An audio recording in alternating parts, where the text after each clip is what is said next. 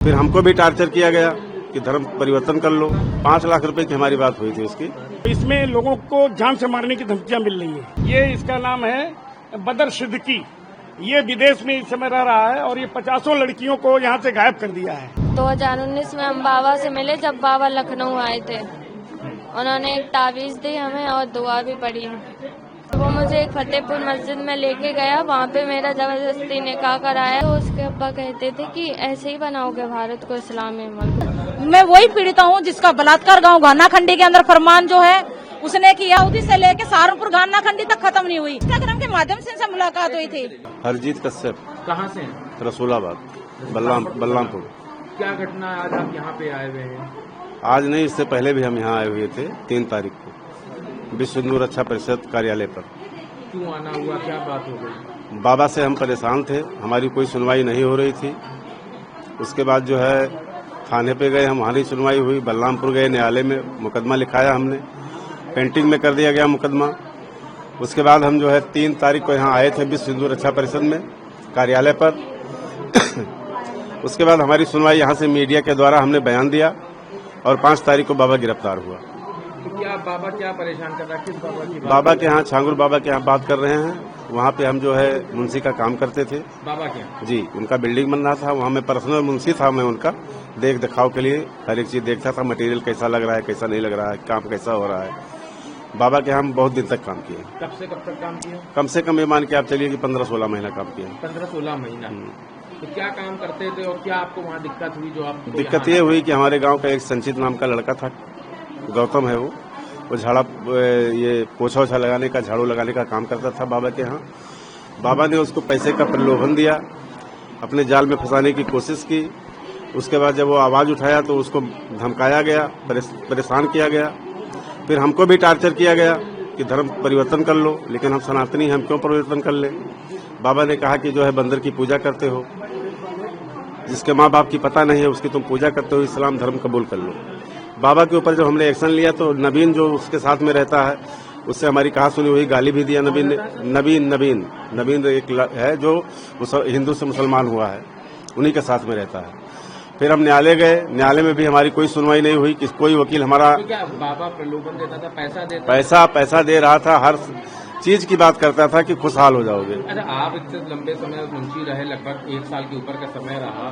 ये था कि बाबा क्या रेट कार्ड था? आप कश्यप से आपको कितना रुपया देता और कोई श्रवण होता तो उसको कितना रुपया देता? अब सुनने में तो आ रहा है कि 15-16 लाख रुपए बड़े कास्ट लोगों को देता है। 15 कितना देता? 5 लाख रुपए की हमारी बात हुई थी उसकी। पैसा कर रहा था कि इतना दे देंगे तुमको। हाँ, लेकिन अब उस चक्कर में हम नहीं पड़े। मामला हमारा एसडीएम में गया।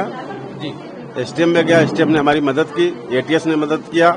यहाँ 3 तारीख को हम आए और विश्व हिंदू रक्षा परिषद अंतर्राष्ट्रीय अध्यक्ष गोपाल राय जी ने हमारा बहुत ही मदद किया और मदद करेंगे भी। ये इनके द्वारा योगी बाबा जी ने एक्शन लिया, बाबा पकड़ा गया। बाबा के साथ सख्त कार्रवाई चल रही है। मकान गिर गया है, जांच बैठा दी गई है। देखिए, पीड़ित ये आए हैं कि एक तो 3 तारीख को जो घर वापसी हुई थी तो इसमें लोगों को जान से मारने की धमकियां मिल रही हैं। अभी वो लड़की औरैया की है, उसके भाई और बहन दोनों की ये हत्या करने की धमकी दी जा रही है। और इसमें एक नया खुलासा ये है, देखिए, ये 50 लड़कियों को, ये इसका नाम है बदर सिद्दीकी। ये विदेश में इस समय रह रहा है और ये 50 लड़कियों को यहाँ से गायब कर दिया है, जिसमें एक प्रिया त्यागी एयर होस्टेस थी, आशा नेगी देहरादून इंडिया की, और इस तरह से 4-5 लोगों का जिनका पता भी नहीं चला। और इसके एक रिश्तेदार हैं जो सारी व्यवस्था इसकी मदद करते हैं, न्यायिक में हैं। ये पासपोर्ट है और इस समय ये रह कहाँ रहा है, ये देखिए, ये रह रहा है अल दिलहम शहर सऊदी अरब में बस गया है ये। और वहां से पूरा भारत में नेटवर्किंग फैला करके भारत के कई राज्यों में से हिंदुओं को ले जा करके इसका भी छांगुर से कोई कनेक्शन? ये छांगुर के ही लोग हैं, ये छांगुर के लोग हैं। और हरियाणा में भी अभी लोगों का वो हुआ था, तो ये हरियाणा में भी कुछ लोग पकड़े गए हैं 12 तारीख को 13 तारीख को। छांगुर का गैंग पूरे देश में है। नहीं तो अभी आपके पास आज कितने पीड़ित आए, क्योंकि आपने मुझे केस उजागर किया था, जी। बड़े नेक्सस के लिए जी, जी, जी। आवाज उठाई थी, जी। आपको भी जान से मारने की धमकी मिली, जान से मारने की हमको आज क्या कुछ विशेष है? हाँ, जान से मारने की धमकी आई है और गाली भी आई है और थाने में सूचना भी दिया गया है। ये देखिए स्पीड पोस्ट से है और ये जान से मारने की धमकी, ये देखिए पूरा गाली भी दी गई है, ये पूरा बाकायदे यहाँ पे सारा सिस्टम बनाया गया है और ये निश्चित रूप से ये हत्या जो है कहीं न कहीं करेंगे और सबको, जितने लोग 3 तारीख को घर वापसी किए थे, सबको धमकी मिली है। विशेष रूप से नेतृत्व करने वाला मैं हूं, विश्व हिंदू रक्षा परिषद का राष्ट्रीय अध्यक्ष। और देखिए वो महिला रो रही है, आप लोग जान का खतरा है, पूरा जान। क्या अब तक सुरक्षा मिली या कोई? नहीं, सुरक्षा पहले थी। 18 साल तक मेरे पास 2 गनर फ्री ऑफ कास्ट थे। आज के डेट में कोई सुरक्षा नहीं है। तो आपने इतना बड़ा केस उजागर किया, इतने लोगों की असमत को बचाने का आप काम कर रहे हैं और उसके बाद आपको समर्थन, ये तो यहाँ के अधिकारियों को सोचना चाहिए, जबकि मैं काफी दिनों से सबको दिया हूँ, राष्ट्रपति, प्रधानमंत्री, गृह मंत्री, सब जगह दिया हूँ, लेकिन फिर भी। अच्छा, आप कहा था कि और कुछ आज नए खुलासे होने थे छांगू से, तो क्या आज कुछ और नया है? ये तो धमकी की एक बात हो गई, उसके अलावा और क्या बातें और कितने पीड़ित अभी यहाँ पे? ये सब 3 तारीख वाले हैं जिधर 3 तारीख वाले पीड़ित हैं। एकाक पीड़ित अलग भी आगे अभी बैठे थे, आप लोगों को बयान दिए हैं, जो छांगुर से पीड़ित थे। और बाकी चीज तो मैंने बताया कि ये व्यक्ति जो है अख्तर नाम का, जो बदर अख्तर है, ये कई लड़कियों को कर दिया। इसकी भी जांच होगी तो मुझे लगता है कि कई लड़कियां को गायब कर दिया है। तो ये चीजें हैं। बाकी आपको जो धमकियां मिल रही है वो मैं आपको दिखा रहा हूं। ये बाकायदे जान से मारने की धमकी यहाँ मिली है और ये गाली गलौज हुआ है। ये निश्चित रूप से FIR तक अभी तक दर्ज नहीं हुई है, जो कि गोमती नगर में हमने 6 दिन पहले दिया है।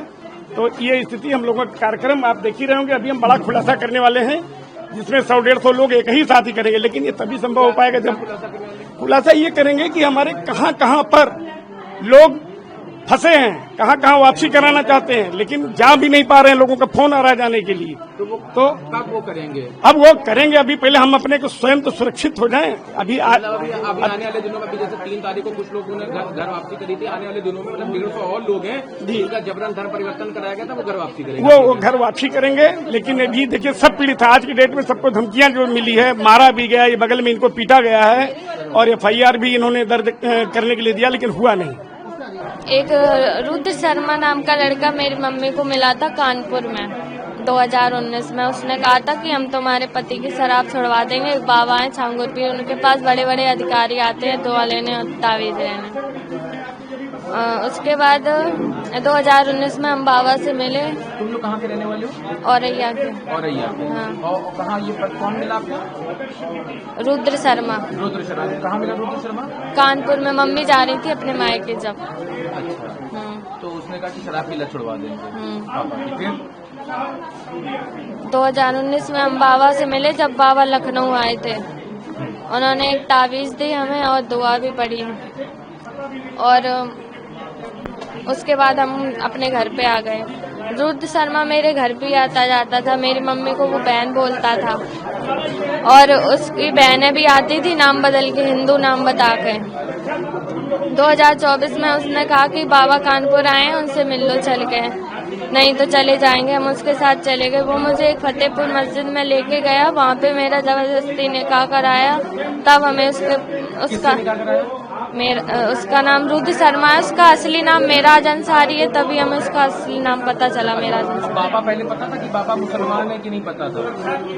बाबा को तो पता था मुसलमान है, पीर बाबा। उनके पास बड़े बड़े अधिकारी जाते हैं दुआ लेने, तावीज देते हैं, ये पता था। तो 2024 में उसने शादी करा दी? हाँ।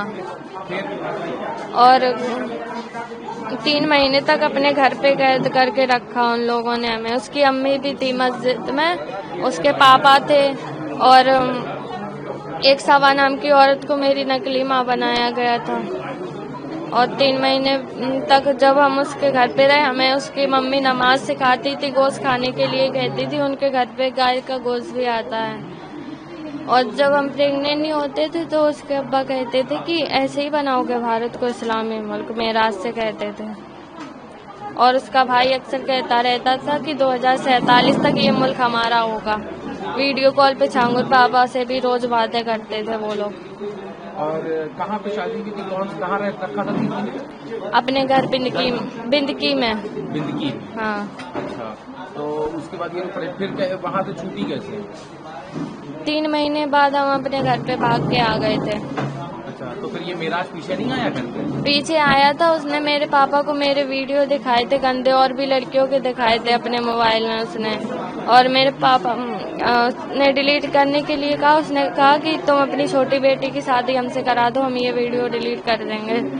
और उसके बाद मेरे पापा को गुस्सा आ गई, पापा ने लोहे का रॉड उसके सर पे मारा और वो गिर के मर गया वहीं पे। उसके बाद कोई शिकायत करी, पुलिस में कंप्लेंट करी क्या? पापा ने मेरे की थी कंप्लेन। 3 महीने तक वो थाने के चक्कर भी लगाते रहे, लेकिन उन लोगों पे कोई भी कार्रवाई नहीं की गई थी। और ये मेराज के घर वाले क्या करते थे, पिता उसके क्या करते थे? वो समाजवादी पार्टी में थे, और वो लोग अभी भी जब हम जाते हैं औरैया कोर्ट में, तब वो लोग उनके साथ और भी कई मुसलमान आते हैं, और हमें और मेरे भाई को दोनों को जान से मारने की धमकी दी जाती है। जब से हम यहाँ पे भी सिंधु परिषद में जब से हमने ये बयान दिया है, तब से वो लोग ज्यादा ही धमकी देते हैं हम लोग। 3 तारीख को जो घर वापसी हुई थी उसमें आपने भी घर वापसी करी थी? हाँ। तो अभी आपको जान का खतरा आप बता रहे हैं? हाँ, मुझे और मेरे भाई को, और मेरे मम्मी पापा दोनों को झूठे केस में जेल में भेज दिया गया। अगर उसके मोबाइल का डाटा रिकॉर्ड हो जाता तो उसकी असलियत सबके सामने आ जाती।